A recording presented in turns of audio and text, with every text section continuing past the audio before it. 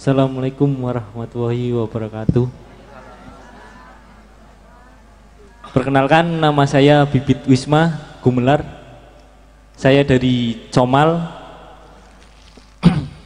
Begini, sebentar untuk pertama saya ingin membahas sejarah Indonesia dulu, Mas Harbrang, ngapunten. Yang pertama mungkin dulu sebelum kemerdekaan Indonesia ada sebuah peristiwa yang dipelopori pemuda. Yang pertama antaranya itu Sumpah Pemuda. Di sana sebagai sarana untuk mungkin apa Mas Abrang kayak gitu. Iya, matur suwun Mas. Langsung ke selanjutnya, moga. Oke. Assalamualaikum. Perkenalkan, saya Veto, asal dari Seragi, Pekalongan. Pertanyaan saya hampir mirip dengan Masnya.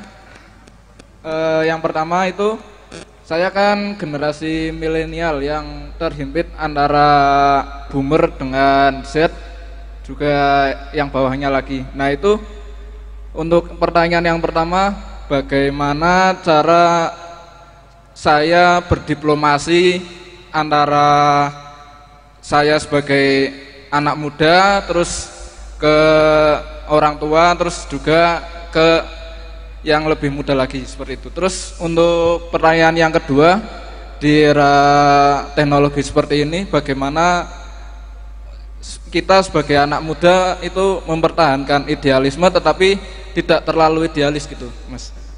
Oke, terima kasih. Wassalamualaikum warahmatullahi wabarakatuh. Mempertahankan idealisme tapi tidak terlalu idealis, ya angel banget iki. Ya apa idealis? Tapi memang ciri anak muda itu pertanyaannya bebas, tidak ada pertanyaan bodoh.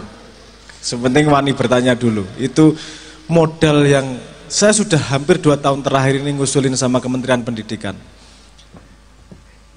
Pendidikan kita seharusnya sudah bergeser, bukan lagi tentang banyak-banyakan ilmu, karena ilmu mudah dicari di internet, tapi kemampuan bertanya. Karena kalau Anda nyari di internet yang ditulis itu apa? Pertanyaan toh. Kalau enggak, pertanyaannya enggak benar, enggak akan dapat informasi yang benar. Jadi anak yang bisa menghadapi masa depan, modal utamanya adalah kepandaian bertanya. Jangan sampai anak kita bodoh bertanya. Nah akeh takon ki arpi anake berarti. Wis jawab pencak. Kalau enggak tahu tinggal ngomong enggak tahu. Enggak tahu Dek. Yuk cari bareng yuk. Saya sangat sering kayak gitu. Anak saya bertanya yang saya sama sekali enggak tahu. Karena hubungannya sama game-game dia. Ini Roblox gimana caranya? Opo meneh Roblox iki. Yuk cari bareng yuk Dek. Pak Nda juga enggak tahu gitu. Anak saya manggil saya Pak Nda. Karena ibunya Bunda, bapaknya Pak Nda kan gitu. Can gitu. Pandai nggak tahu, ayo kita cari bareng. Jadi kita tidak harus selalu kelihatan pandai di depan anak, tapi kita mau menemani semua berproses anak, mengembangkan pikirannya. Mas, tentang anak-anak itu tadi, anak-anak muda itu tadi, mohon maaf, saya lebih seneng ngasih kenyataan daripada harapan-harapan palsu. Ya, saya bukan motivator, saya demotivator. Mending kue ngerti kasunyatan bangane dilus-elus pegel sesuk pegel meneh. Yang berani melakukan itu bukan pemuda, bukan hanya pemuda, tapi pemuda yang pionir. Pionir itu apa? Pemuda yang berani bergerak karena visi, bukan karena kepentingan, bukan karena ketakutan, tapi karena visi. Rata-rata itu hanya 3% dari 2,5% dari populasi. Jadi kalau Anda punya 100 anak muda, kira-kira hanya 2-3 orang yang berani seperti itu. Dan biasanya dia dianggap aneh sama yang lain.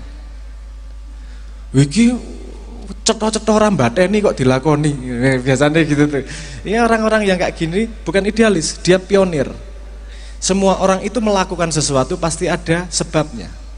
Ada yang pasti, ada yang pengen untung, ada yang pengen kelihatan bagus, ada yang pengen mengikuti visi. Itu yang paling susah dicari, itu pionir.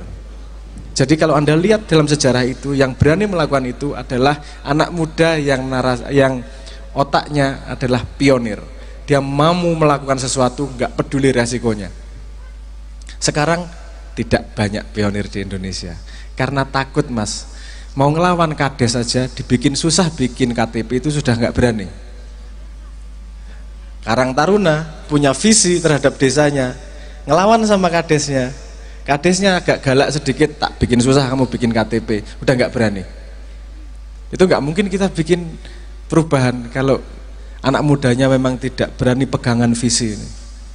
Nah, makanya tadi saya ngajak, sekarang ini adalah keadaan paling strategis untuk mengubah Indonesia. Kenapa? Karena milenial dan Z itu adalah 64% pemilih.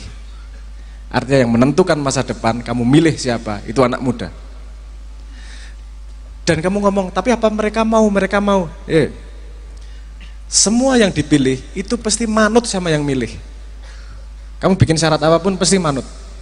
Seandainya para cewek-cewek suka laki-laki yang rambutnya gondrong sebelah botak, niscaya semua anak muda di sini gondrong sebelah botak. Demi mendapatkan pilihan dari wanita, betul nggak? Anda punya kesempatan 5 tahun sekali untuk bikin syarat itu. Makanya tadi saya ngomong, disyaratin. Kalau dia tidak punya program yang bisa kamu tanyain di WA, nggak usah dipilih. Mereka semua akan bikin. Tapi artinya kamu bisa pegang janjinya di WA. Kamu janji apa? Janji politiknya. Kamu punya dokumentasinya di WA. Semua masyarakat pasti di WA. Nek ngapusi, semua orang bisa membuktikan. Nek ora tenanan, semua orang bisa membuktikan. Anak mudanya kayak gitu 10% aja,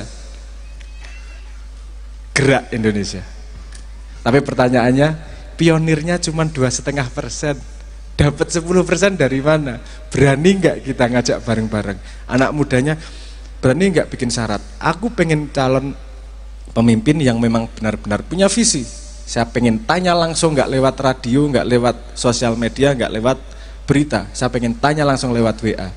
Dulu 5 tahun yang lalu nggak mungkin, karena teknologinya belum sampai, belum ada. Sekarang mungkin. Di Amerika, pilihan 2 tahun lagi, ya sekitar 2 tahunan lagi lah, mereka sudah mulai pakai ini. Di dunia belum ada yang pakai ini. Kalau kita mau pakai duluan, kita adalah pertama yang di dunia yang langsung connect sama calon-calon dan langsung nanyain programmu apa dan langsung nyimpen janjimu apa. Yang punya ide dan berani bertanya nggak akan bisa lari dengan segala macam alasannya, karena semua orang yang nanya bisa membuktikan dari HP-nya sendiri. Itu mengerikan buat para calon, tapi kita akan punya kualitas calon yang luar biasa nanti, karena yang sungguh-sungguh yang di sana. Ini yang siapa yang bisa membuat seperti ini? Anak muda. Berani nggak Anda bikin syarat? Karena kalau Anda nggak milih setengah mati. Itu hanya sederhana kok. 10% anak muda milih aja menang dia pasti. Dan kebanyakan teman-teman anak muda di Jogja, misalnya yang saya ketahui ya, di Jogja itu banyak yang apatis, sudah nggak mau sama politik karena sudah nggak percaya. Piye gimeng janji-janji tok ora cetha gitu dan seterusnya. Tapi sekarang ada teknologi, karena kita harus ikut. Mohon maaf, harus itu. Karena ada konsekuensinya. Kalau kita nggak ikut milih, itu nanti ono terjadi yang tidak kita inginkan, kita nggak punya hak sambat. Wong nggak milih kok. Untuk punya hak sambat, kita harus milih. Untuk memilih dengan tepat, kita harus punya cara. Kita todong mereka, kamu nggak berani buat, nggak akan kita pilih. Nanti yang muncul adalah tokoh-tokoh yang punya gagasan. Tokoh-tokoh yang punya ide dan berani bertanggung jawab terhadap kalimatnya. Bukan hanya dari baliho. Itu cara baru untuk berjuang. Karena tiap zaman caranya berbeda. Ngoten nggih? Semoga Anda bagian dari 2,5% pionir tersebut. Matur nuwun.